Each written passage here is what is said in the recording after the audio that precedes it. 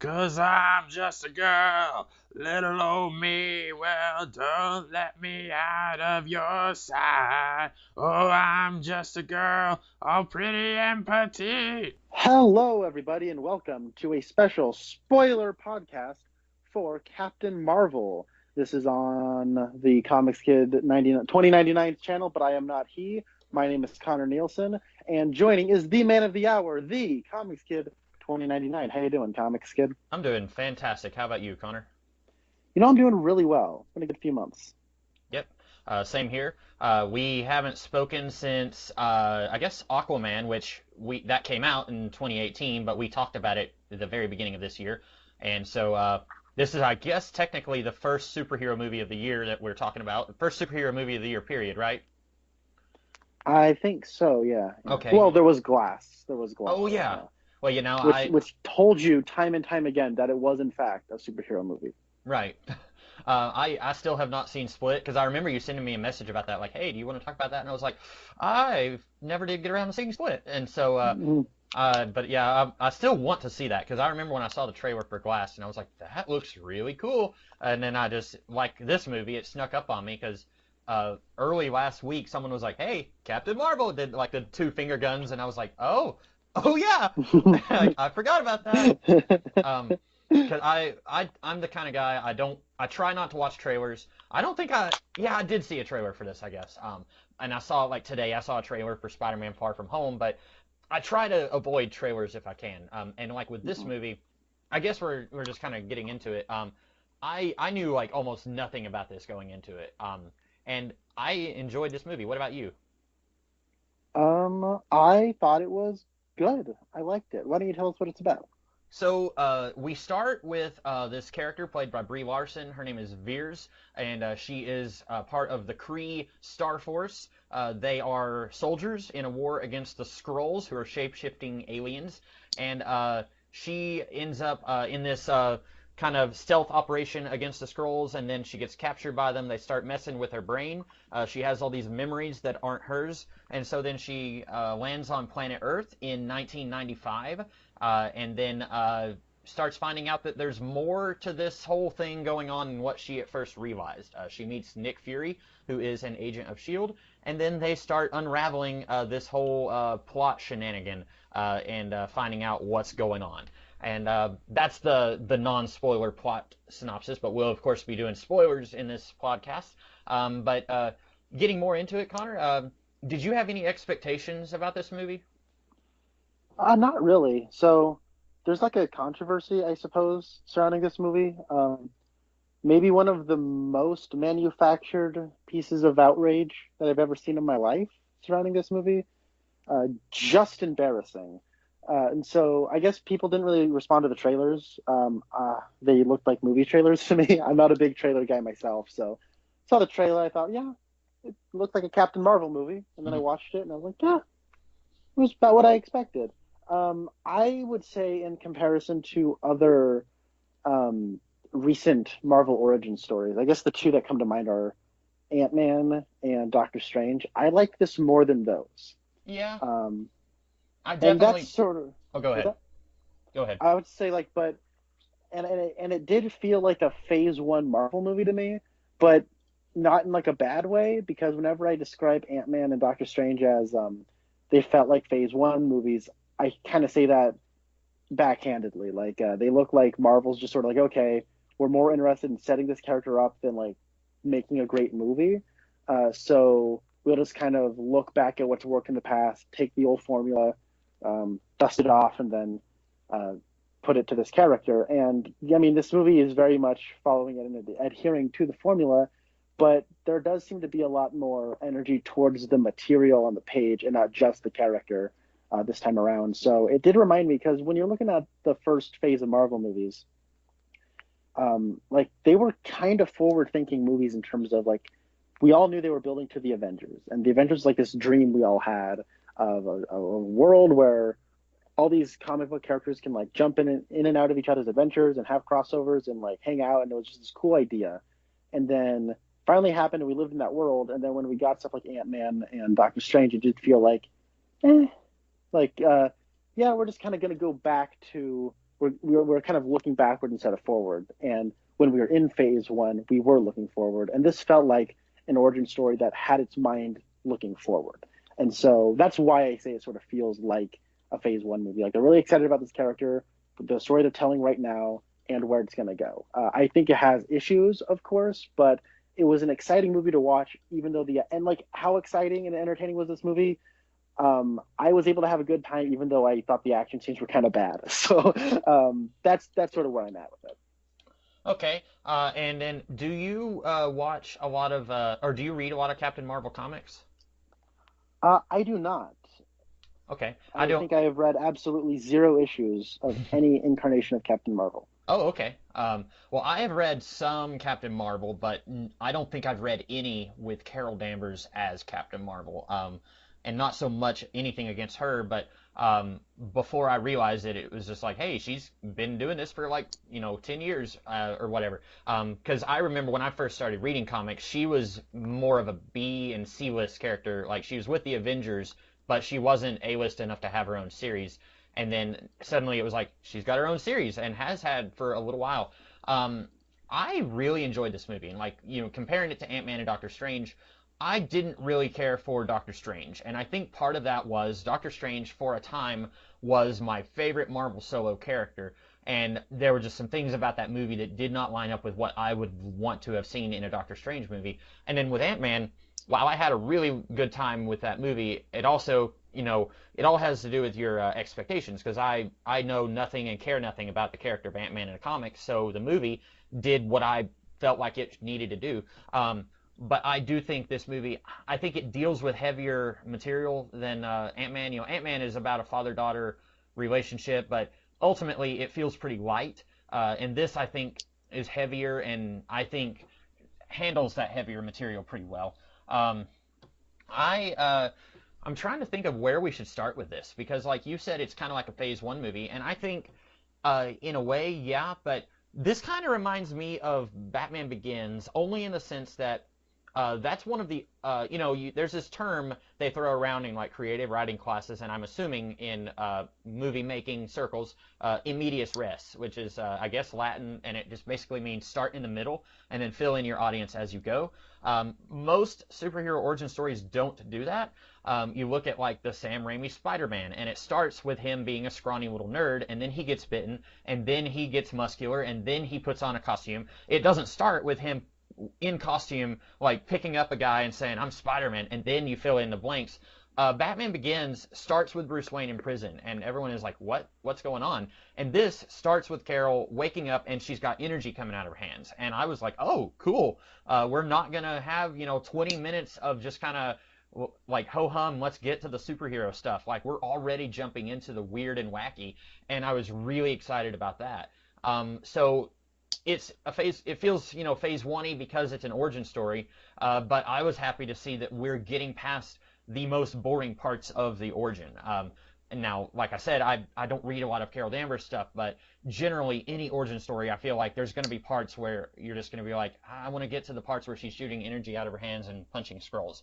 And so I was really excited that this kind of is more of an in medias res story, and we get to see a lot of the cool stuff a lot sooner. And then, you get to fill in the blanks as you go. Like, that's important. You don't want to just, like, leave your audience hanging on that. But I really liked where this went in terms of that direction. Yeah, I guess you're right. And going off of that, it starts off in a cosmic place. And while most of this does take place on Earth, the conflict is cosmic. Mm-hmm. And it was kind of cool to see a cosmic Marvel movie that wasn't a wacky comedy. Now, I like Thor Ragnarok, and I really like the Guardians of the Galaxy movies. But there's a part of me that's a little disappointed that everything Marvel Cosmic is just kind of jokey. Like, yeah, people don't take this seriously, so just have everyone crack jokes all the time. And there weren't really like any jokes when they were in space. Well, I mean, there was a funny bit where talking about whether or not someone's handsome. That was funny, but that was like witty banter before it was farcical jokes. And so I thought that was kind of neat. I don't really have anything more to add to that point. I didn't consider that, though, but that's a good point that you laid out, that my biggest issue with the Doctor Strange movie is that the origin part of that movie is the worst part, and I like the second half a lot more when it just becomes go go go action scenes Mhm. and stuff with the Ancient One's death and all that. Oh, sorry, spoilers for Doctor Strange, a movie that's like 3 years old now. But you have that whole thing going on. That stuff I really liked, and I really like the third act of Doctor Strange. I really like the climax. I like how kind of cleverly Doctor Strange gets rid of the conflict by he gives everyone what they want in that movie, and then everyone's happy, and he manages to vanquish evil, and that's really cool. And it's really clever. But the first half of that movie bores me so much, where it's just like, and then he trained. Well, first he got into sorry, my bad. First he's an egotistical doctor, and he's super rich. Then he gets into an accident, and he hurts his hands. Then he pouts a bit. Then he makes everyone leave him. Then he goes to Shangri-La or wherever it is, and you know what I mean. It's like, and like the linearness of it was like checking my watch, right? And so that would have been a movie maybe where it would have benefited from him starting off like, he's casting a spell and then it does the record scratch and it's playing Baba O'Reilly and he says, "You see that guy right there? That's me. Let me tell you how I got, that thing." Like maybe that would have benefited from doing more like this. Although exactly. weirdly enough, I actually the first third of that movie was my favorite because it felt like it just came right off the page of a Doctor Strange origin comic. But I can see where you'd be really bored with the very, this is a mundane origin story stuff. And I think the reason the linearness of it, I think it should have started off. Is it Kamartaj? Is that where they are? Yeah. Kamartaj? Okay. If it started off with him and Kamartaj, that would have been cool. But like the opening stuff where he's a doctor and then he's driving, that all felt like quick, get through it. Like it felt very rushed. We're reviewing Doctor Strange right now. My bad. But with this movie, I do like where it starts, and it doesn't really waste any time. Like it's an amnesia plot, but it's not like there's a lot more going on than just an amnesia plot. And so it's kind of a part of the tapestry in terms of like a conflict that's going on. It really where the movie starts is where the story begins, and where the story really begins is with the cosmic conflict. It happens right before they go on their mission, and then you see them do a thing, but on the way back something goes wrong, and so you get enough of what's going on before the actual plot gets rolling. And I had a instructor in high school. We read through Aristotle's The Poetics, and one of my instructor's interpretation of one of the bits in The Poetics was that the story starts the last possible second. Don't waste any time. Any and all information that is backstory should be delegated as the story goes along when it becomes relevant. That's it. Like start the story at the last possible second. And this sort of adheres to that philosophy that my instructor had, where what is the conflict of this story? The conflict of the story is Veer's Carol. She is involved in a war, but she finds out that the Skrulls and the Kree are not exactly who they seem, and she like has to sort of figure out what to do on Earth. And there's an impending, there's like a ticking clock of when her battalion of Kree starfighters are going to be coming there as well, right? So it's like there's like a ticking clock, and then in the meantime of that ticking clock, she's figuring out what her character is. Cut to Q, as you say, in medias res. That's where she fills in the gaps in her memories, and that's all backstory that's delegated when it becomes relevant. Like it's actually a pretty well structured movie. So I think that's ultimately what my point is. Did you see any of the twists in this movie coming? Because I really didn't. Okay, yeah, that's interesting because I watched this movie in a group of 5 people, and 3 of us liked it. I gave it like a 7. My girlfriend gave it like a 7, and one of my friends gave it like a 7.5. But then my brother Spencer thought it was like pretty mediocre. He gave it like a 5, and then my stepbrother gave it like a 5 or a 6. And Spencer, his biggest issue was like he, like me, like doesn't necessarily care if a movie's predictable, but he thought the movie was so predictable. Like from the second they would introduce things, he just kind of figured, oh, they're telling me this, okay. And then later it became a big reveal, and he's like, oh, that was supposed to be a twist. Like it just like kind of shocked him. Like when they introduced those elements, he thought that was just the movie projecting those revelations just early on, as opposed to them being twists. I didn't necessarily like when the Skrulls turn out to be the good guys. I'm like, ooh, this is interesting. I have read Marvel comics before, and as far as I'm concerned, the Skrulls are all like just crazy bad guys. They're just annoying like insects that everyone hates. And so, but when I was talking with one of our Who Reviews the Reviewers alumni in season 4, Mr. Cool 210, I was talking with him actually yesterday, and he said that what was cool about that twist is you look back and the Skrulls never kill anybody in this movie. And I thought that was kind of interesting. Yeah, I guess you're right. I was thinking of, well, we don't see what happens to Fury's boss. They mentioned that they tied him up. Oh, okay. I missed that line. But yeah, you're right. So we know, if you've seen the first Guardians of the Galaxy movie, Ronan the Accuser is a bad guy, and Korath, he's the guy who has, I think, one line of dialogue in Guardians, and he's got a gun pointed at Peter. But that's because Peter is a thief, and so, this guy is like a space cop or something. So, like, I was thinking, well, this is interesting. Like, the Kree were kind of bad guys the last time we saw them play a part in a movie, and now we're going to get to see a movie from their point of view. It's going to be interesting, but the Skrulls are still going to be bad guys. I just assumed, because I've read Marvel Comics too, and I cannot think of a time where the Skrulls weren't bad guys. I think there was a Captain Marvel around the time of maybe Secret Invasion, and spoilers, it turned out that particular Captain Marvel was a Skrull who had his mind wiped, so he thought he was the original Captain Marvel, but it turns out he was a Skrull, and so he was, I think, a good guy. But other than that, and that involved like memory and stuff also, other than that though,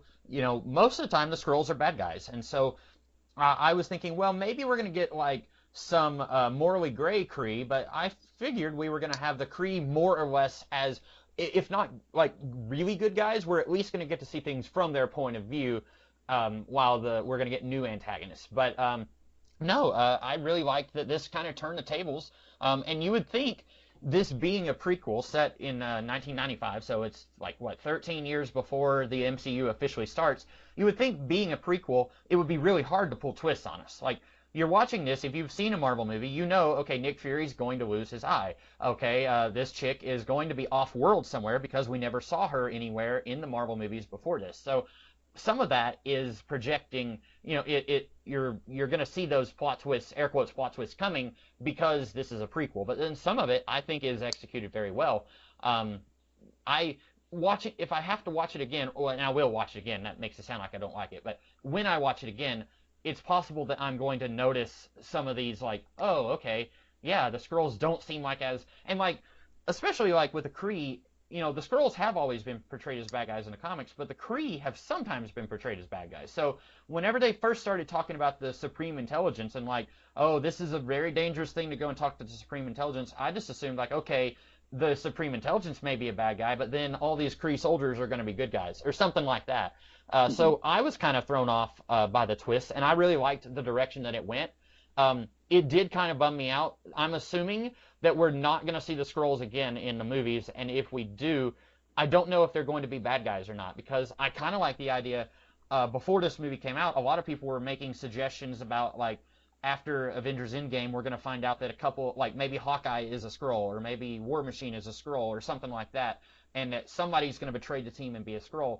At this point, that kind of twist would not make any sense at all, unless, like, the Skrulls, something happened to their home world and they come back with a vengeance. I don't know. Like, it would take a lot of legwork to make a twist like that work. Go ahead. I was actually just going to propose that with the Skrulls, like, they do talk about how, like, there's thousands of them scattered across the stars, and there's, like, different sects of Skrulls, and these ones are good, and I think maybe one of them are less, like, tolerant of being oppressed. You know what I mean? Yeah. And, like, maybe, like, that's how you get Super Skrull, is, like, just one guy's like, yo, I'm tired of getting pushed around by the galaxy. I want a home.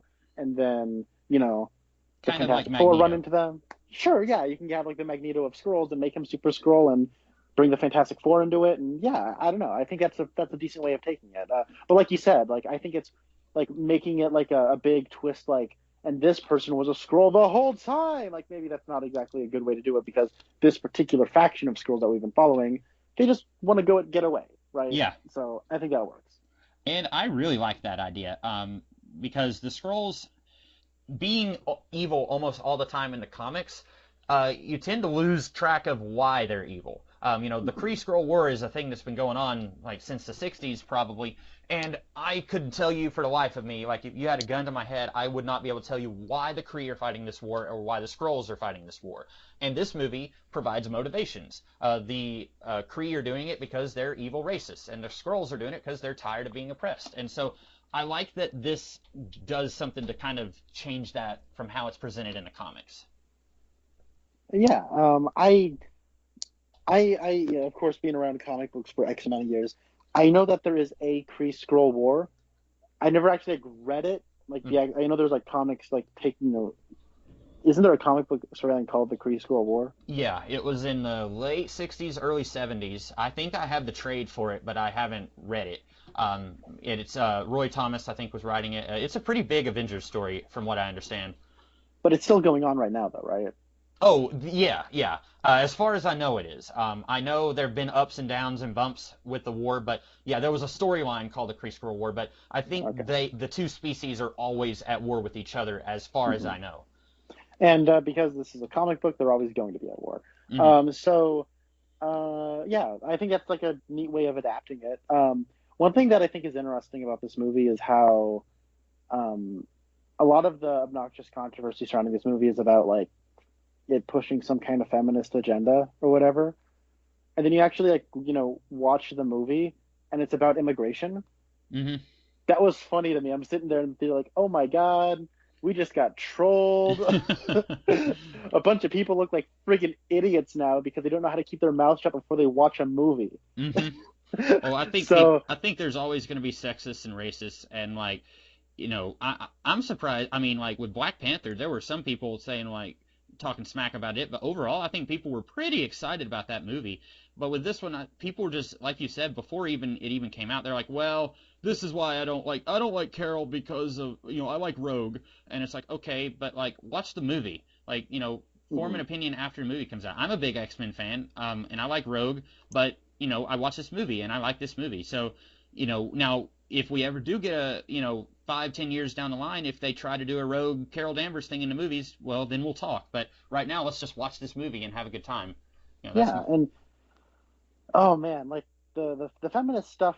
It's in the margins, like for sure, like with like Marvel being gender bent and like she being an idol for Carol because back in the late 80s when she was in the Air Force there weren't a lot of women, so that's obviously somebody she would look up to, and like there's like a throwaway gag about this like guy saying she should crack a smile or something. Like you have like throwaway stuff like that, but it reminded me a lot of like the Wonder Woman movie where it's just a superhero movie first and foremost, and like a lot of the stuff is like you hear like a lot of people talking about how, oh man, Brie Larson is ruining Marvel because she's bringing her feminist agenda to the movies, and then I don't know, it's weird how like people get all up in arms about what people say when they're trying to sell a movie. Like they don't have any self-awareness that these are actors trying to sell a movie, and it's like, yeah, of course she's going to bring that up because it's the first female superhero that the Marvel Cinematic Universe has had, and it seemed to go over like gangbusters for DC. Wonder Woman made a ton of cash. And like people forget there was like the same controversy surrounding that movie before it came out, right? Yeah. But now everyone always talks about how great of a movie Wonder Woman is, and no one ever talks about that. And so it's like it's the same thing. And I'm sorry I'm bringing that up into this, but it's just been driving me crazy. Yeah, I'm so tired of people. Oh, go ahead. Think they're smart, or like, who aren't smart but think they're smart. I'm so tired of people who aren't smart but think they're smart talking about a movie before it's actually come out. Like that drives me crazy. Well, this person in an interview said this. Okay, it's almost like they're trying to sell a movie or something. Like man, like that reminds me of there's a commentary that the Red Letter Media crew did for A Nightmare on Elm Street, like the original, and Jay tells a story in that about how he was an extra on the 2010 remake of Nightmare on Elm Street, and like he only did it for one day, but through a series of events, he ended up talking with Jackie Earle Haley, who played Freddy Krueger in the original. Sorry, he played Freddy Krueger in the remake, right? That's Jackie Earle Haley. Yeah. And so he was talking with him on the set, and Jackie Earle Haley was like, he's like, hey, you guys like these movies or something? And then Jay is like, yeah, I love them. Like, they mean a lot to me. Like, have you ever seen them, Jackie Earle Haley? Jackie Earle Haley said, no, I've never seen them before. I actually just watched the original one on my TV in the hotel room last night. I thought it was the worst thing I'd ever seen in my life. And then Jay said, like, and I would be saying that, I'm thinking in my head, how much he's going to say movies were important to the kid movies. Because it's almost like they're actors trying to sell a movie. You know what I'm saying? Like, Mm-hmm. yeah, I'm done with that rant. I'm over. Yeah. That's like out of everything we talked about, I did want to briefly talk about the Marvell being a woman here. It doesn't really bother me. I like the character Marvell in the comics, who does happen to be a man. And if I was just a really huge Captain Marvel fan, that might have bothered me a little bit more. But it doesn't bother me that much, really. Like, I heard rumors, the movie Salt with Angelina Jolie. Apparently, originally when the script was written, it was intended to be just a male action movie, and then somehow, I don't know how, but how Angelina Jolie was like, hey, I'd like to apply to be this character, and then it's like, well, yeah, let's do it. Like, there's no reason this male character can't be a woman. Like, there's nothing in the story that specifically says this has to be a dude, and I feel like that's kind of the same with Marvel. Like, really, the character of Marvel here is a scientist who wants to stop a war. There's nothing there that says, this dude has to have a penis. And, they changed the character, and Annette Bening plays her, and she does a really good job playing the mentor figure that we see in flashbacks, and then she also does a really good job playing the more sinister Supreme Intelligence that Carol sees. I really liked it whenever she was, it was playing "Come As You Are" by Nirvana, and then she's like, kind of dancing to it, but it's like, oh wait, she's really charming, but I'm not supposed to like you because you're evil right now. I kind of like that, and as a comic book fan, it threw me off a little bit when they said, her name is Marvell. I was like, wait, what? But then I was like, hey, you know what? I'm just gonna roll with it, and I enjoyed the movie. We're never gonna see Marvell again, probably. So it doesn't matter to me that they gender bent him for this movie. And apparently, originally, the script was that Marvell would be a dude, and then I don't know what changed, but it doesn't matter to me. I don't think. I think the movie is still solid. Well, was it originally in the script a dude? Yeah, I was just looking that up. I didn't okay. look. I don't know if they actually had someone in mind. I just saw an article on Google. I didn't. I just looked at the title of the article, but apparently originally Marvell was supposed to be a guy in the movie, and Okay. Okay, yeah, it Mhm. it doesn't. Well, that's. I guess I agree with you, like, completely on that. Like, if I was a big Captain Marvel fan, I'd be a little bummed. Like, oh man, like these are movies that are all about, like, that usually adhere to, like, being pretty reverent to the material, and Mhm. maybe I wanted comic book Captain Marvel, but like Marvel. But it doesn't, like, it doesn't ruin the movie. Like, that really is just kind of like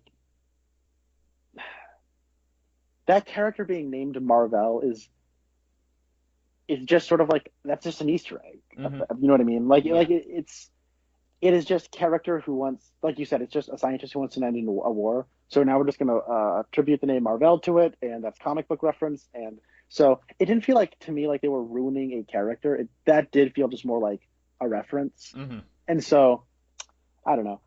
But if I was a big, like, because like there are a ton of comics about Marvel, like that series ran forever. Didn't Jim Starlin write that? For a For a little bit, long, yeah. long, long, yeah. I've read there was 2 volumes of Essential Captain Marvel, so I've read like almost 50 issues of it. And like for a little while, Stan Lee was writing. It was actually a really interesting premise when Stan Lee was writing. It was, Marvel is stuck on Earth, and he's supposed to be spying on the Earthlings for the Kree, but he has like kind of taken on this role as a superhero for the Earthlings, so they don't know that he's a spy. He's trying to spy, but he's trying not to spy very well. Like, it was all really interesting. And then like Jim Starlin was doing a lot of his Thanos stuff there. But yeah, I think a lot of that doesn't really make it into the movie, and I was okay with that, because like there's 50 years of Captain Marvel stuff that you can incorporate here, and they're picking and choosing, and I think they're making the best movie they can based on everything that's happened in the comics. By the way, did you see Kelly Sue DeConnick's cameo in I this movie? did, and as soon as I saw her, I was like, "Oh, Connor's gonna love that." And I Me and was, Spencer freaked out in the theater, and everyone just sort of looked at us like, "What?" We're like, "Oh my god!" uh Like, it was insane. For those listening who don't know, Kelly Sue DeConnick was actually one of my teachers mhm. in community college. She taught a comic book writing class, and I took that class specifically because, like, it was a professional writer teaching it, and I said, well, why not? I want to network. Around that time is when they announced there would be a Captain Marvel movie, so we all asked her, like, well, are you excited for it? And she's like, yeah, it's weird, like, because she is the writer who like first wrote Carol Danvers as Captain Marvel, and so she's like, part of me is like, if it hasn't sunken in yet. She's like, I haven't gotten a phone call or anything yet, but not expecting it, but that is really cool. And so then when me and Spencer are sitting in the theater, and they're in the train station, I'm like, hey, that bright red hair looks really familiar. And then there's like the thick glasses, and I'm like, wait, that lady is Kelly Sue DeConnick. And then I kind of had like a geek out moment. I was like, and then I turned to Spencer, and he looks at me, and we're like, oh my god! And like everyone around us like looked, is like, what, huh? But that did kind of remind me, they don't really do much of this in comic book movies, like Marvel movies anymore, where there's like comic book writers having cameos, because in the first Thor movie, like J. Michael Straczynski has a cameo. Exactly, yeah.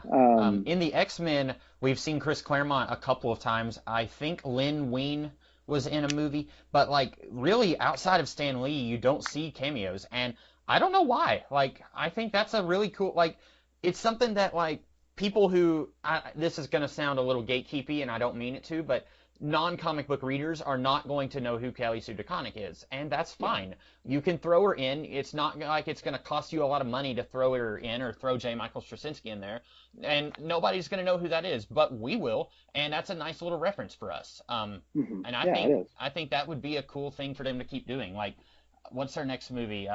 I guess Endgame. So get like Jason Aaron. He's writing the Avengers right now. Get him in there. You know, have him be one of the dead bodies or whatever on Thanos' throne or something. I don't know. Do you think Jim Starlin would come back for a movie? I don't know. I think he's kind of mad at Marvel right now, isn't he?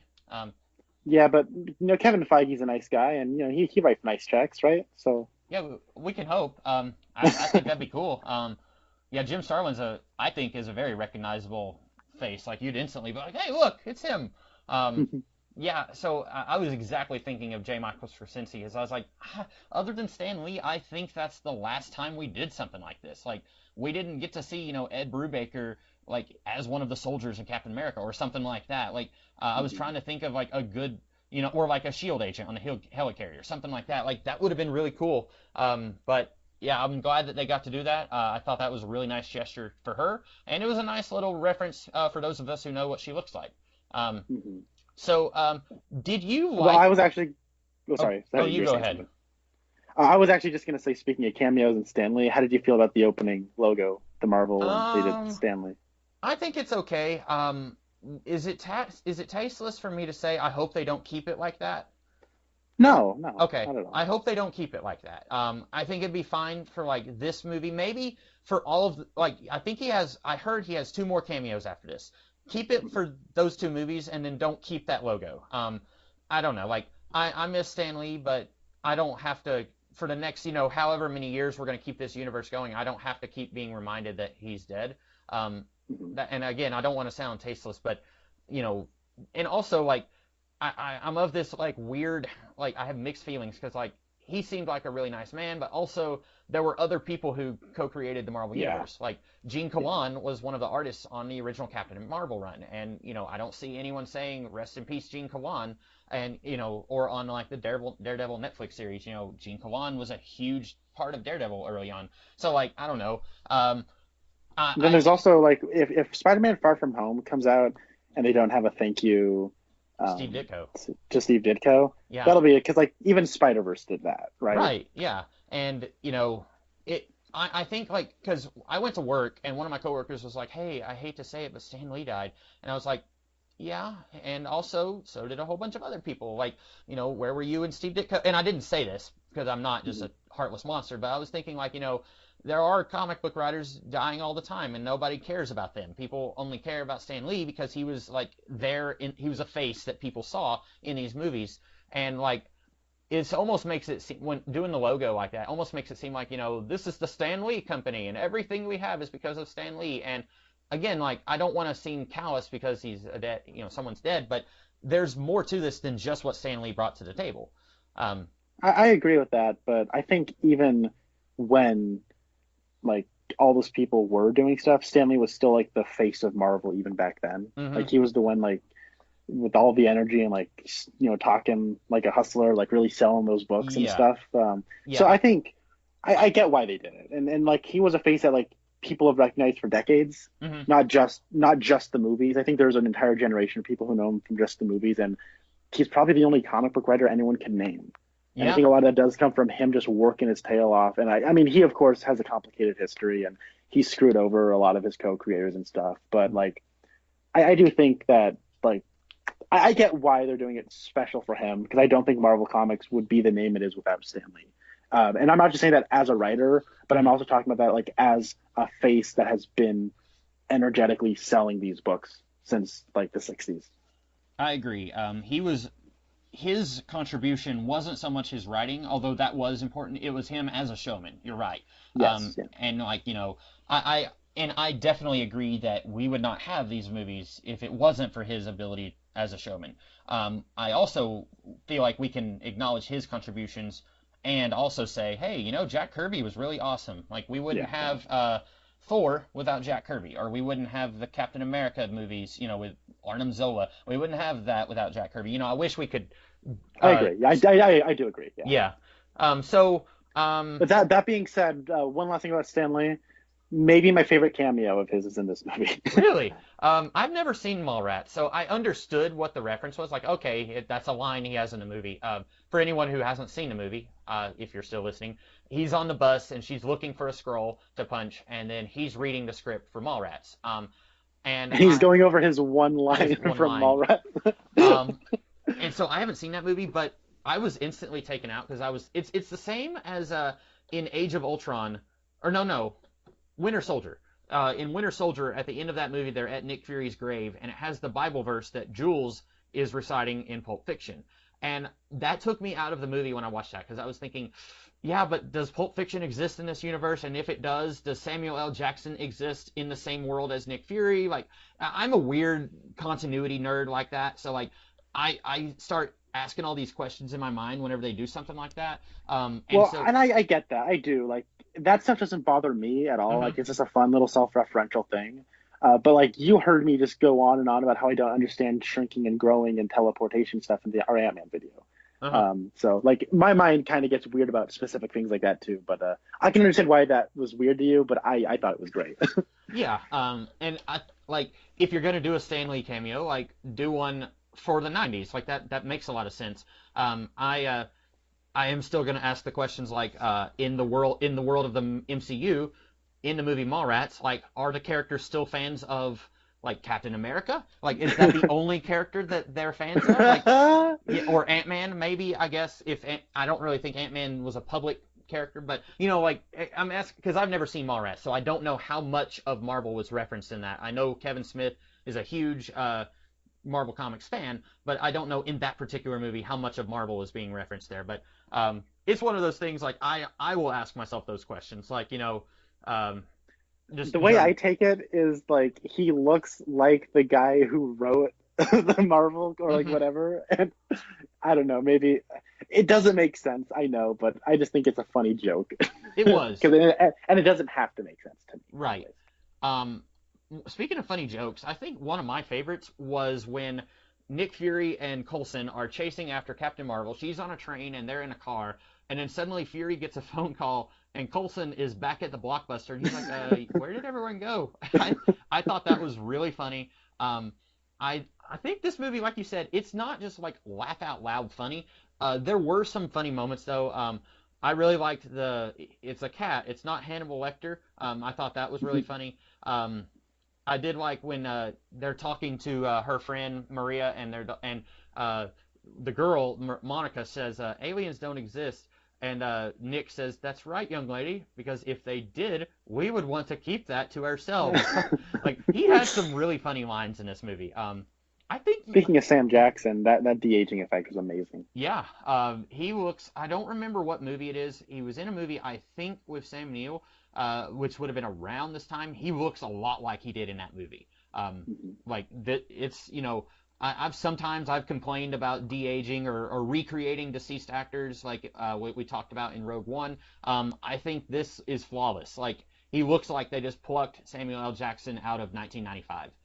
Yeah. And There's a part where he has to like kneel down to pet the cat, and that was like the one time where I'm like, oh yeah, it's an older man. Mhm. Like, and like, I don't even know if that's like a bad thing or a good thing, where it's like, he's moving like an older man because he has to like kneel down to pet a cat, and obviously it's older people can't quite do that as fast and efficiently as a younger man.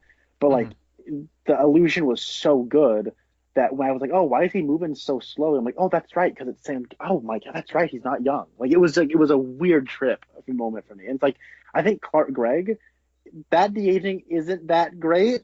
He's only in a couple of scenes, but young Coulson very much looks like an actor being de aged. Young Sam Jackson just looks like young Sam Jackson. It's amazing. See, for me, Clark Gregg, it just looked like they gave him longer hair that spiked up a little bit. It didn't really look like they did anything to de-age him. I Um, noticed it around his eyes. I think they just like took away the wrinkles around his eyes. okay. Was this as bad as the mustache from Justice League, the Superman? No, no, nothing is as bad as that. Right. Or it looks like his upper lip is made of rubber. Yeah, it's not that bad. um, so speaking of Samuel L. Jackson and Nick Fury, I think this is my favorite movie with Nick Fury in it. I think this is the best Oh, that Nick Fury has been in the Marvel Cinematic Universe because every other time he shows up, usually he's just there to kind of here, I'm here to say something important. Like in Iron Man, he's there for 10 seconds, but he's there to say, hey, Avengers, wet your pants in excitement. Or like, he comes in Iron Man 2 basically to say like, yeah, your father loved you. And then he's gone. And like, he's there in, also remember to watch the Avengers in 2 years. Buy your yeah. tickets now. Or like in Age of Ultron, he's there to say like, don't bring this one back to life. And by the way, get off your butt and do something. Like, up until now, this is going to sound weird. He hasn't really been a character. I think the closest before now was Winter Soldier, when he's got this serious ethical debate with Captain America, and like you can see where Steve is coming for sure, and you can see where Nick Fury's coming from. But even there, I don't feel like Nick Fury feels like a character. He feels like he represents Shield up until a point. Yeah, he's like a mouthpiece for an ideology. Yeah. And then it's really bad because after Winter Soldier, Shield is no longer a thing, so we haven't even gotten to see Nick Fury as much. And I mean, he shows up in Infinity War, and I've watched I think 3 episodes of Agents of Shield, so I don't know what the status of Shield is after Infinity War or after Winter Soldier, but in Infinity War, it looks like Shield is back in action because he and Hill are just driving down the road, like talking about, hey, we need to do this thing.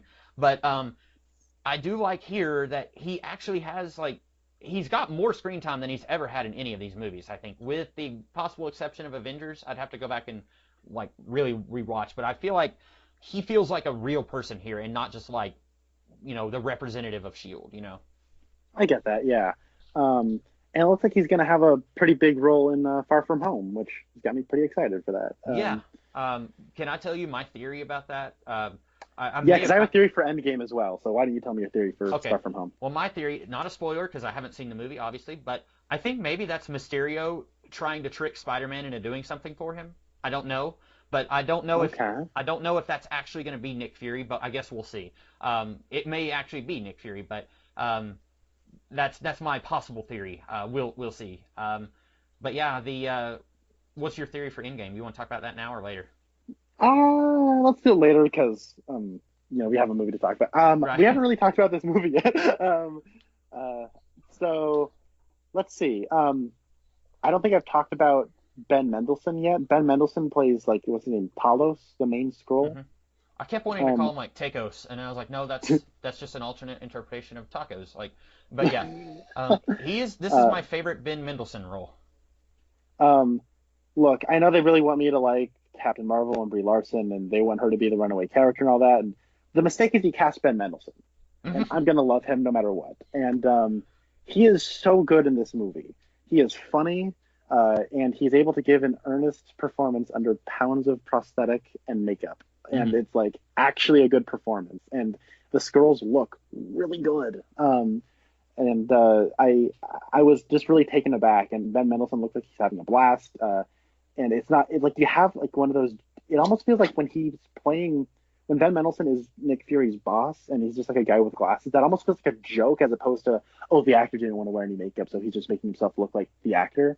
That just feels like, hey, look it's Ben Mendelsohn, but not in makeup, because like 90% of the movie he just has like the big scroll makeup on.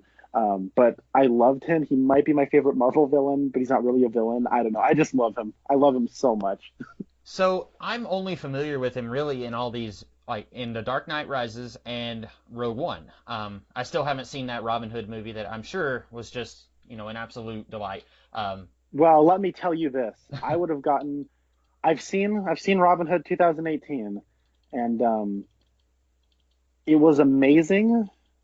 And not in the. I'm being ironic. I don't know how to make a joke out of this. It was really freaking terrible. Okay, so I was like, wait, I'm waiting for the joke. Oh man, I've seen like 106 movies of 2018, and that just barely missed my bottom 10. Like, Oh, wow, it sucks. The best part of that movie, so he plays the sheriff of Nottingham. I'm sorry, this is a quick aside. oh, go The ahead. dialogue is this bad. Jamie Foxx is like Little John, right? Uh-huh. And then he's like, "You better stop believing in it." He's talking to Ben Mendelsohn in prison. He's like, "You better stop believing in a God. So when you see his face, but it's not gonna be his face you see, it's gonna be me when I'm choking you to death."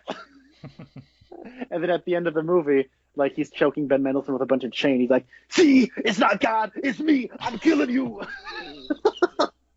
See, And then he's like, oh, go "But ahead. I'm the sheriff." And then like he's getting choked out, and he goes like, "But I'm the sheriff of Nottingham." And then Robin Hood goes, "You were," and then he shoots him in the head. Oh, It's that so sounds. dumb. I hate that I missed that. I'll probably watch that movie some point. Like I've seen. Well, it's amazing that Ben Mendelsohn is in Dark Knight Rises and Robin Hood, because Robin Hood is all three of Christopher Nolan's Batman movies rolled into one, but with a coat of paint that looks like Robin Hood. You have the guy who has a love interest that while he's away, the love interest falls in love with a politician who's trying to change things from the inside, and then he drops a Molotov cocktail and falls on the ground with his left side of his face getting burnt. I'm not kidding. That Wow. happens Yeah. in the Robin Hood movie, and then he becomes the new sheriff of Nottingham. He becomes a bad guy. Like, it's insane. See, Ben Mendelsohn is that actually sounds really like I really need to watch that movie now. Ben Mendelsohn in the previous two movies that I've seen him in, he has this ability, like as soon as he shows up on screen, it's like I instantly want to punch you in the face. Like Yes! and so when I saw that he was going to be the sheriff of Nottingham, I was like, well, that is perfect because the sheriff of Nottingham is always someone I want to punch in the face. Like Alan Rickman's version, like everyone talks about Alan Rickman from that movie, the Kevin Costner Robin Hood. Like he's punchable. You want to punch him. And so when I saw that he was going to be in this movie, I was like, oh, okay, well. And I actually didn't know that the scroll, messing around with Carol's memories was Ben Mendelsohn. I didn't realize that. And then I saw Nick Fury's boss walk in, and then later we see him again, and he's played by the scroll. I didn't realize that the scroll was Ben Mendelsohn until he shows up at the house drinking the soda. And I was like, oh, wait a minute, okay. So, I'm a little slow, and like if I had kept up with this movie a little bit more, I probably would have realized that Ben Mendelsohn was the scroll. But I like that this is the first time that he's playing a likable character. Like, I don't want to punch Ben Mendelsohn in the face by the end of this movie, and that's really well done. Because part of that, it's not him, it's that the roles he has played. Like if I hadn't seen Dark Knight Rises or Rogue One, but those movies built a reputation for him, and this movie did a really good job of deconstructing that. Well, yeah, he's really good at playing slimy, unlikable bad guys, and he's just really good at like putting on like a douche canoe face, and you're just like, God, I hate you. I just want to punch you. And I love him for that. Did you ever see Ready Player One? No. He's the bad guy in that movie, and the first time you see him, it's like this company is run by this like obnoxious douchebag named this guy, and like he's like walks out into a balcony and he just kind of like looks around. He has like this pouty face on. You're like, yeah, he is. I just want to punch him. And so it's a similar thing. He's great, of course, in that movie. This is directed by Anna Boden and Ryan Fleck. They made a movie in 2015 starring Ben Mendelsohn and Ryan Reynolds called Mississippi Grind that I didn't see, but I heard it was really, really good. So I think it's a similar thing of like Ryan Coogler casting Michael B. Jordan as the bad guy in Black Panther. It's like, hey, we make these quirky indie movies and we want to cast like our go-to actor as like the bad guy. And so that's what they did, I think. And I like it. Yeah. And sometimes like I've never heard of these two directors, but sometimes I feel like them being in the movie is what brings some of these actors, and that is something that I will notice a lot more than their directorial style. You and I have talked before about how I'm not really good at noticing a director's particular style. So if this had been directed by Ryan Coogler, I might not have noticed it being any different, except that Ryan Coogler might not have brought Ben Mendelsohn on board. So in that way, I think that I applaud them because I really like the cast of this movie. Yeah, I do too. I feel like there's a lot we haven't talked about. You want to talk about the action in this movie? Yeah, you said that you thought it was really bad, and I didn't really have an opinion on that, so I was curious what you specifically didn't like. Well, so in the Marvel movies, like specifically in Phase Two, kind of got the reputation as not being very visually pleasing from like a color grading standpoint. Hmm. Um, because like the first like few Marvel movies are shot on film, and then like up until Thor, they're shot on film, and then in Captain America: The First Avenger, they start shooting digitally, and then I think like the first Avengers movie looks like a TV show. Um, until you get to the big ending action scene. So I really like the way like you look at the first Thor movie and it's very rich and colorful and like the black levels, like the shadows and stuff are very deep and inky and it just looks really good. But then like when you look at like I really like Age of Ultron, but like Age of Ultron just like kind of has this weird gray flat color palette to it. And so does Iron Man 3 and so does Winter Soldier and so does Ant-Man, so does like you know what I mean? Like and so like even Guardians of the Galaxy has like this weird flatness to it and like the digital photography like the black levels just aren't dark enough, and Hmm. like there's like a weird like holding something back, and like there's something holding the colors back in a colorful comic book movie. And the first movie to be shot with like a really special like Arri Alexa 8K camera was Guardians of the Galaxy 2, and that movie is gorgeous. And like moving on, they've all been shot on that camera. And while I think something like Guardians of the Galaxy 2 and Thor Ragnarok look better than like something like Spider-Man Homecoming, which just look very more like basic, and I think that works for that movie.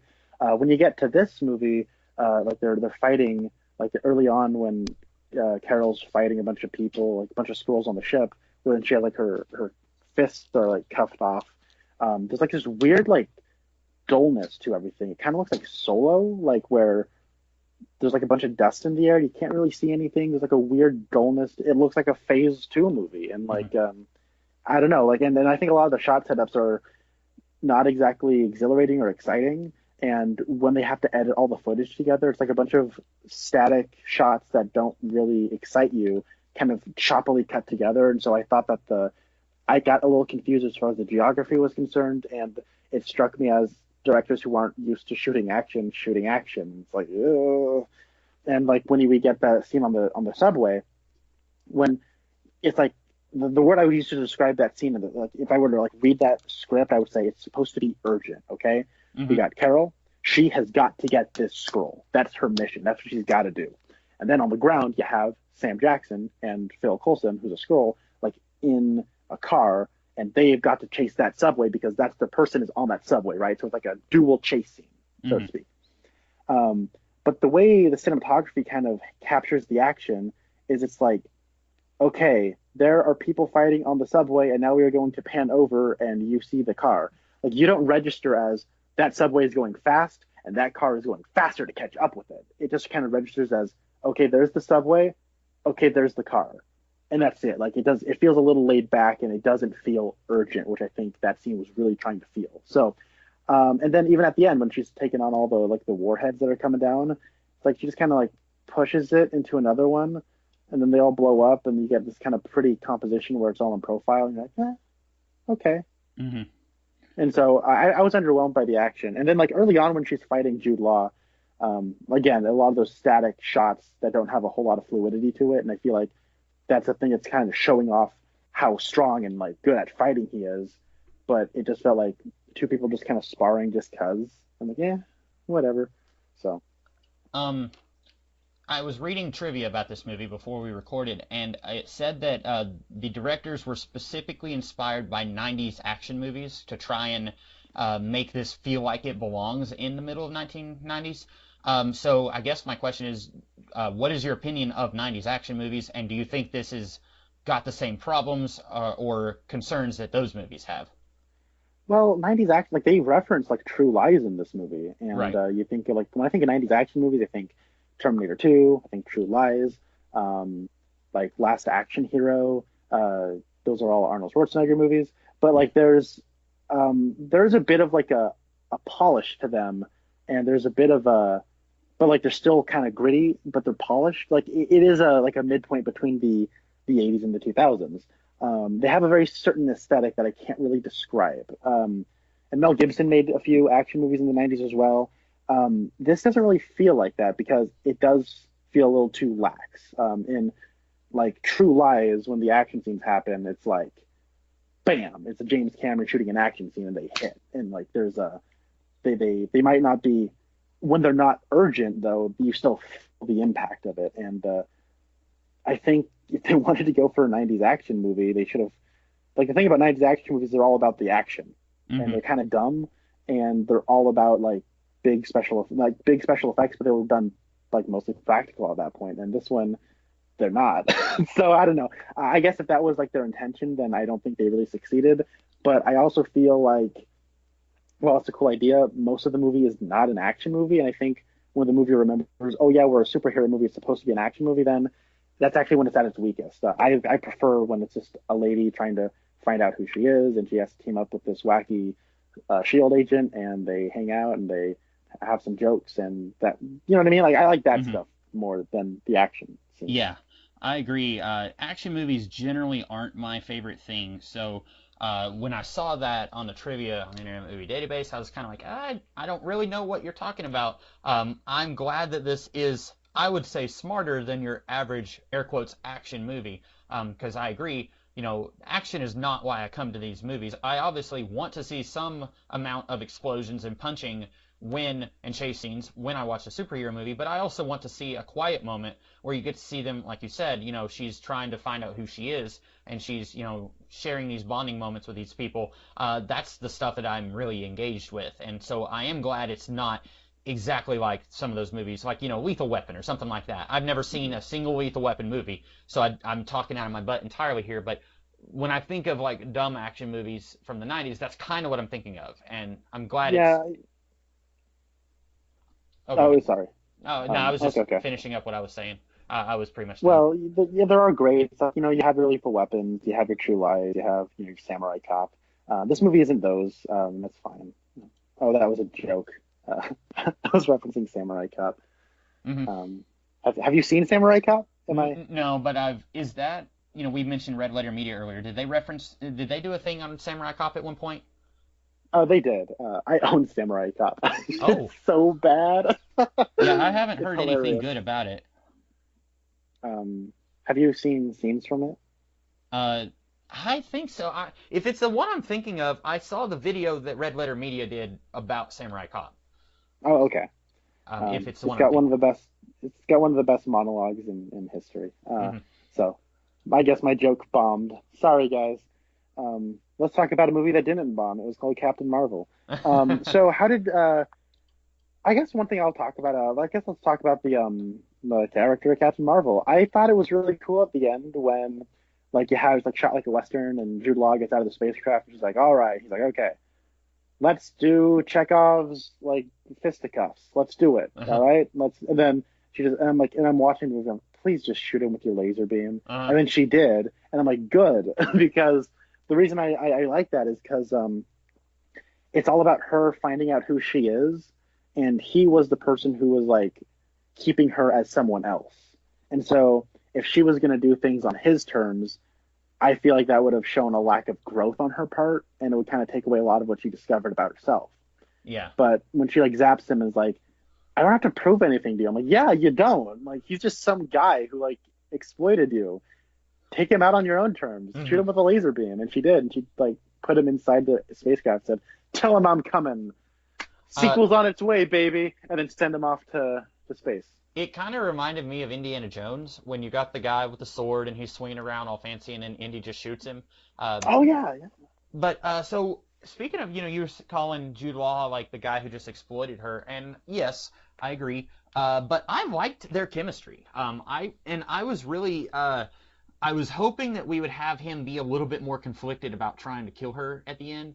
Like at one point he says, I used to find her entertaining. Let's just kill her. And like, they turn their laser swords on. I was wishing that they would have him be a little bit more fatherly towards her. I don't know if you've ever seen the movie On the Waterfront with Marlon Brando, but that has the antagonist of that movie.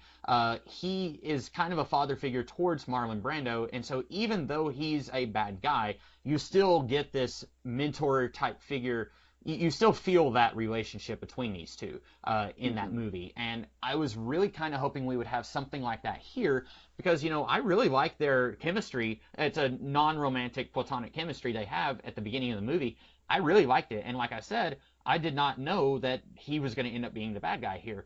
And so when it's revealed that he is, I was like, man, it'd be really cool if he was still kind of torn and like, how like we have that scene where Coulson lets Nick Fury and Carol go. I was hoping we'd have something kind of like that where he hesitates on attacking her because this is kind of like a younger sister-daughter relationship or something. So I liked their chemistry, and then I liked there at the end when she shoots him and then she like offers her hand to help him up, and she doesn't kill him. I like that. I half expected when they got over there that he's like gonna have his dying words to her or something. But I kind of like that. She helps him up, and then she's like, you're part of the old system. I want to tear this system down. I do wish that it was a little bit more of a less antagonistic, I guess, confrontation there at the end, based on because you're right, he did manipulate her for the purpose of killing innocent civilians who did nothing wrong. But I think it could have been really interesting if they had more of a, kind of like in Iron Man 1, and I'm just rambling all over the place here, but kind of like. But before you mention that, I want to say I'm completely agreeing with everything you're saying. Okay, cool. Like I guess then I'll just quickly, like in Iron Man 1, even though Obadiah hires some people to kill Tony, like when Tony comes back, he's having that conversation with Gwen, and he's like, Tony's really lucky to have you, and like he's being sincere there, even though he wants Tony dead, he wants the company, like he's not just evil for the sake of evil. Like there's some humanity there, and I wish we had a little bit more of that here. Yeah, that actually would have been a nice little detail. One takeaway, I have a couple of notes left. One takeaway I'm taking away from this is that, Ronan the Accuser was always a loser. He was never interesting or ever cool. He's just an idiot. God, I hate Ronan. That makes him funnier in Guardians of the Galaxy because what I like about Ronan in Guardians of the Galaxy is I like him as a straight man to like all the entire cast of clowns that are our main characters. Mm-hmm. But I don't like him as an antagonist. I think he's really boring and uninteresting. But when he's the straight man, then he works. So it's funnier now. It's like, he was always just an idiot. He always sucked. Earlier we were talking about prequels, and I guess this kind of does do a lot of like little prequely stuff. And I usually like find little prequely reference stuff horribly obnoxious and really annoying. And not every prequel can be Fire Walk with Me. Fire Walk with Me is the best prequel that's ever been made. It's the best horror movie that's ever been made. And this, of course, is not Fire Walk with Me. But I think like the last two little cutesy prequel references, like I didn't like those two, but all the other ones I did like. When we find out that it's the Cosmic Cube, I thought that was a really good twist. I'm like, yeah, that's kind of cool. It ties us back to Phase 1, and it like kind of does like tie her to the history of these movies that we've been watching, and I like that. Mm-hmm. And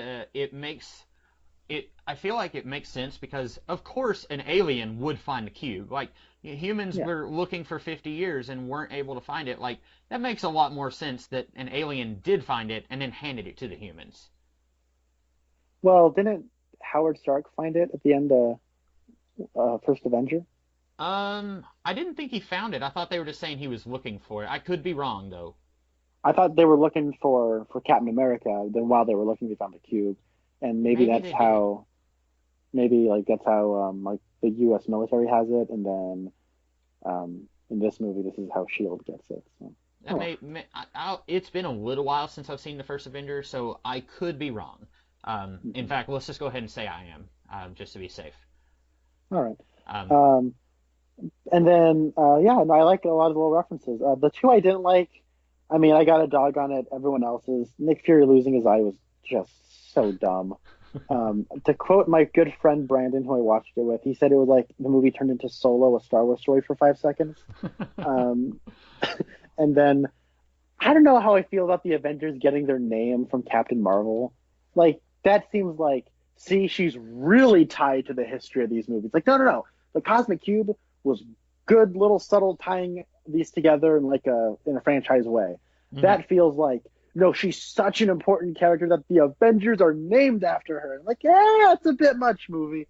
It's not as lame as Sam Jackson getting his eye clawed out by a stupid cat, but I don't know how I feel about it. I wouldn't say it's like a bad thing. I just don't know how I feel about it. How did you feel about the prequel references? So first, one thing that kind of bugged me was that they are actually calling themselves Shield, and you go back and watch Iron Man, and they're calling themselves, Strategic Hazard, Intermediate Espionage Logistics Division or whatever, and they're not calling themselves Shield until the end of that movie.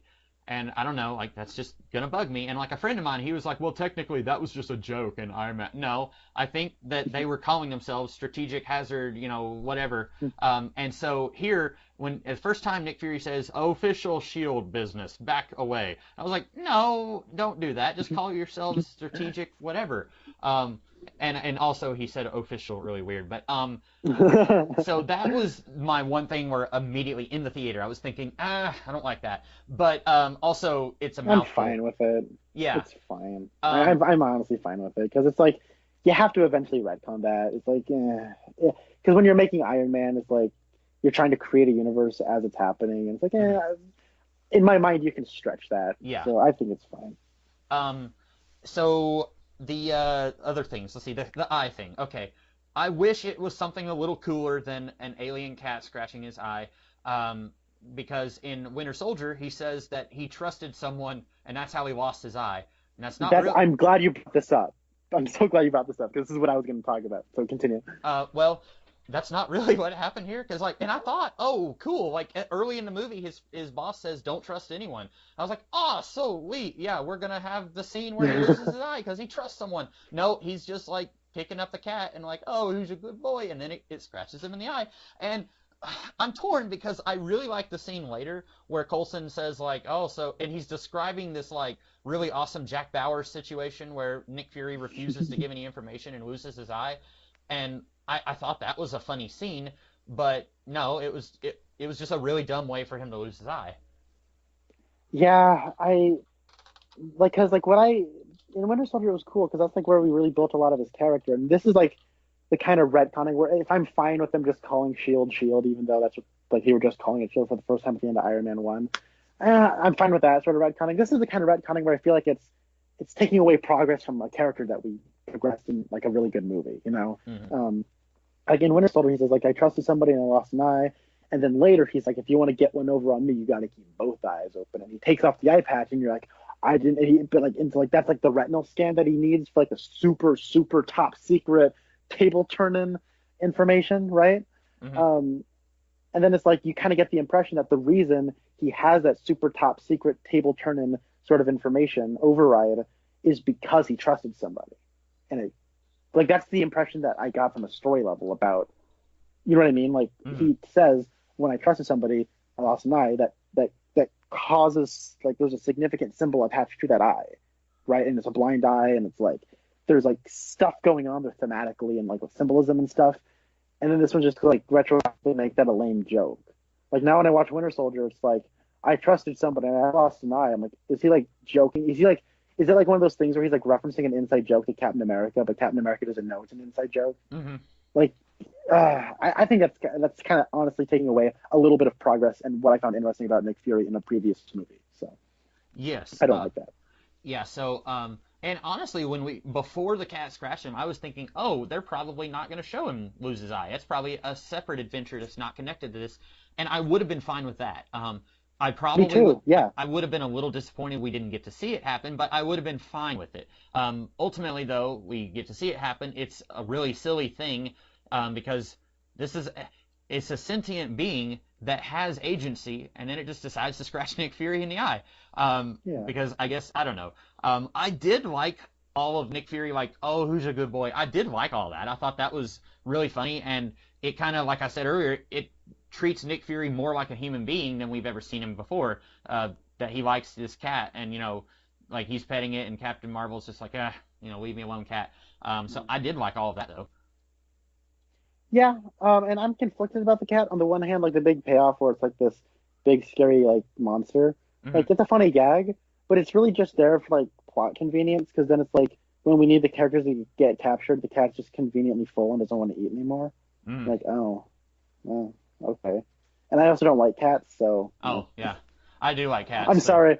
I know Uh, you own like a couple cats, and I don't want to like offend you or anything, but I'm No. really, really, really allergic to cats, so I don't like them. See, I'm fairly yeah. allergic myself. Like literally on the way to the movie, like about 5 minutes before I left, my cat got in my lap, and then when I removed her on the way to the theater, I was like, I can feel like my eye is starting to swell up. Like I got a cat hair in my eye or something. And you may be asking, well, why do you have cats? Well, I like cats, so that's why. I'm like just mildly allergic. It's not like I'm insanely allergic, but um, uh, Yeah, if I'm around cats for like an hour, my throat will start to like plug up. It's really bad. Uh, so what I liked about this movie is like it's just like here's a female character and she's cool and like and I actually really like Brie Larson's performance. Like Brie Larson's one of those actresses who I feel um I've always seen her in movies and thought she was good, and like everyone around me was like, oh my god, she's just so great. And like I think she's good. mhm. And then before this movie comes out, everyone's like, oh my god, Brie Larson sucks. Look at these trailers. She's not smiling. Ugh. I'm like, Those people had oh a my God, cameo like- in this movie as the guy who she stole a bike from. yeah, exactly. But it was like I hear that coming like from everywhere, and I'm thinking like, what planet do I live on? Like, I thought this was the planet that everyone just like gushed over everything Brie Larson did, and now everyone says she's awful. And it's like I watched this movie, I'm like, she was Brie Larson. She was good. Like, I don't know what you guys want me to say. Like, I just think she's a good actress. She Mhm. was fine. Like, she was good. But like, Oh, go ahead. but then like at the end when like the No Doubt song started to play, that felt like old men who make movies feel like proud of themselves and patting themselves on the back for making a movie about a girl. And I'm like, really? You're right, but like I'm really terrible with like noticing theme. Like it took me, a dozen viewings of Batman Begins before I was like, hey, they mention fear quite a bit in this movie. Like, it's something I don't pick up on a lot. So as soon as that song came on, I was like, I got it. I got what you're doing, and I like that song, so I was okay with it. But you're right. That does seem like what's the most girl power song we can think of to put here? Like that's exactly what it thinks of. Now remember, guys, it's the '90s. Like, God. Yeah. Why didn't you just play Barracuda? Like, yeah. I I think I've only seen Brie Larson. So she was in an episode of Community that I watched, and I thought she was okay. And then she was in Kong Skull Island, which I know you did not like. But did you like her, or did you just not like anything about that movie? I didn't not like anything about the movie, but like all the actors were just giving extremely flat performances. So she was like the same as Sam Jackson, who was the same as Tom Hiddleston to me. Where it's like they read lines and were stern, and that's it. Yeah, I found her character to be kind of irritating in that movie. Very much like, I'm here to take the man down, and I was just like, shut up. But I thought she did a good job of portraying that. I haven't seen that since it was in theaters, so I don't know. But so this is the third thing I've seen from her. I liked her. You've seen Scott Pilgrim versus the World, right? I have not. I own it, and as soon as I got home, I was like, I wonder if I have enough time to watch that before I podcast. But I was like, I'm just gonna wait and watch it later. I actually just recently reread Volume 1 of that series, so now I really want to go back and I want to go and watch that movie because it also has. We don't do podcast boys anymore, but like that was gonna be one of my picks. Oh yeah, well Michael Cera. Yeah, we should. Oh, that's right. Yeah, we should do that then sometime. In between this and whatever else we talk about in theaters now. I may just hold off on watching it. But yeah, she was in that because I knew she was in that, and I just hadn't seen it. But I thought she did really good here. I really like the slow progression of her finding out more about what's going on. I think she did a really good job portraying that. Do you? I guess we can move on to like your theory about Endgame and talking about how this is going to fit in with Endgame. So I was I'm not sure. Does it look like she's aged like 25 years since the events of because there's two post credit scenes. There's one with her coming after the snap from Infinity War, and she asks, "Where's Nick Fury?" And then there's the cat throwing up the Infinity Cube, haha. And she looks older in that post credit scene. You think so?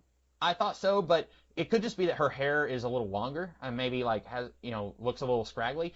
maybe she's not older, but I assumed when watching the post-credit scene for Infinity War where Nick Fury drops the beeper, I thought, okay, our Captain Marvel movie takes place in the 90s. She goes off into space, and then something happens where it's like she gets put in stasis or something, and then comes back like and hasn't aged any. I still don't know if that's happened because she goes to find the Skrulls, their homeworld, and I guess she was like, I don't know if she's spent 25 years looking for their homeworld or if she's found their homeworld and then had some other adventures and got caught up and like couldn't come back to Earth immediately. That's what I'm thinking is going to happen. Like the Captain Marvel solo features are basically going to be period pieces, but like you know what I mean. Mm-hmm. The like maybe the next one's going to be her and the Skrull trying to find a place, and we get more of like a cosmic Kree-Skrull war, and I don't know, maybe hang the Conquerors out there. I don't know. I don't know my Marvel, but like you know what I mean. Like I think something like that's going to happen. Mm-hmm. But I think like I didn't really notice her aged at all at the end there. But I mean, she got hit with a cube, so it's an age, whatever. I really hope that Captain Marvel 2, I hope by then that that MCU has the X-Men and are using them, because I've said this before, I said it like a year ago, I really, really hope that Captain Marvel 2, the bad guys are Mystique and Rogue trying to steal like Kree secrets or something, and then Rogue touches Captain Marvel. I think that'd be really cool. At this point, I don't know if they'll do that though. Like, you know, because it seems to me like they kind of got the same setup as Captain America, where the first movie is a period piece, and then you jump forward into the present day, starting with the sequel. But they could do it like Wonder Woman, where first movie is a period piece, then the next time you see her, she's in the present day, and then your sequel to the period piece is also a period piece. Like they could do that also. I guess you know it's still early to try and figure out what they're going to do next. But personally, I'd love to see Rogue and Mystique as villains, but that's you know a pipe dream that I'm willing to bet is not going to happen. Yeah, that would be really cool. All right, so my endgame theory has nothing really to do with Captain Marvel. I'm just gonna like make some predictions and hope I'm right. All right. Mm-hmm. So Captain America's gonna die, and then Iron Man is not gonna die. Oh. All right. And it's going to end with like a superhero wedding between him and Pepper Potts. Because, you know, like comic book weddings are like a staple of the genre, but like they haven't really had any in the MCU. And I think that'd be a good way of like retiring that character. He's going to maybe occasionally show up as a supporting role in the Spider-Man movies. And then maybe in 20 years when Marvel isn't making as much money as it used to be and Robert Downey Jr. is like, hey, I'll come back. They'll do an Iron Man 4 and it'll make $1 billion. Mm-hmm. And you know what I mean? So that's my theory, at least. There's going to be a superhero wedding, Captain America is going to die, and Iron Man is going to get married to Pepper Potts, and that's how we're going to end it. That's my theory. Okay. I just assumed that both Tony and Steve would die. But especially like spoilers again, but Spider-Man: Far From Home, Nick Fury is the one who shows up and not Iron Man. Of course, I don't know the status of S.H.I.E.L.D., and we don't really know what Nick Fury is trying to recruit Spider-Man for, but it seems like Iron Man is Spider-Man's connection to the rest of the Marvel Universe, and so to me, it being Nick Fury in the trailer makes me think that it's going to be that Iron Man will die or something will happen to him. Other than that... Yeah, there's Happy in that trailer, and there's not, like, yeah, Iron Man is noticeably absent. I give you that.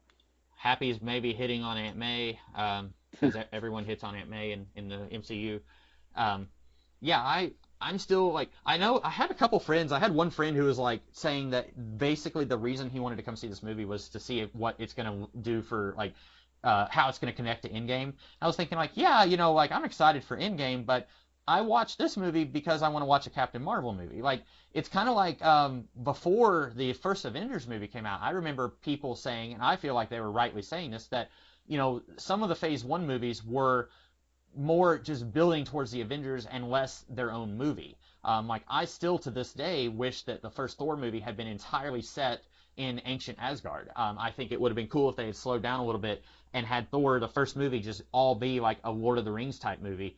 And then you can bring him up into the present day later. And so, to me, I didn't like some of the Phase 1 movies like, hey, we got an Avengers movie coming out, like you said about Iron Man 2. And so, for me, watching this, I like that it doesn't really lead into Endgame that much. The post-credit scene is basically kind of telling us the same thing that the post-credit scene to Infinity War did, and I like that. I didn't want just a ton of Endgame stuff here. We can watch Endgame later this year, but right now I'm watching a Captain Marvel movie, and I like that they kind of reined in all their Endgame stuff here.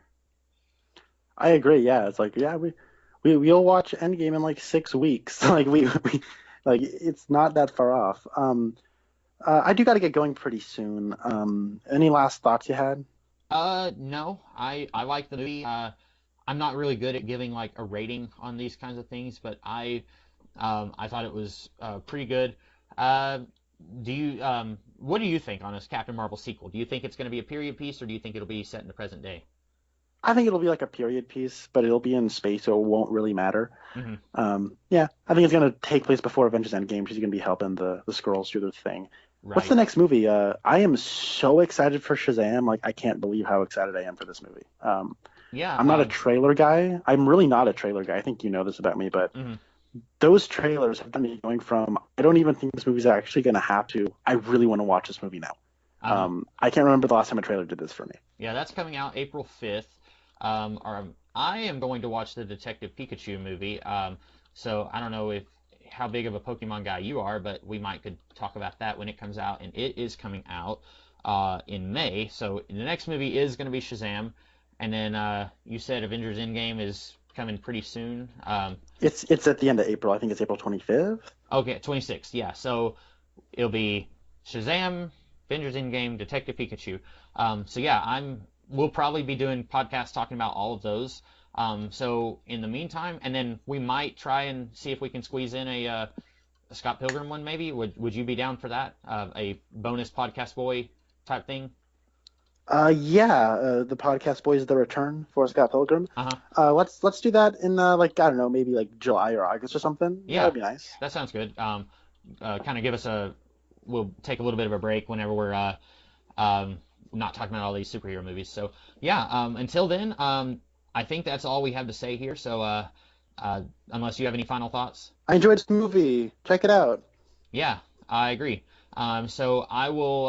I guess we'll talk to you guys in a little bit. It'll be next month sometime. So in the meantime, I'm the Comics Kid 2099. And I'm Conner Nielsen. We will see you guys later. Have a good one. Bye. 'Cause I'm just a girl, little old me, well, don't let me out of your sight. Oh, I'm just a girl, all pretty and petite.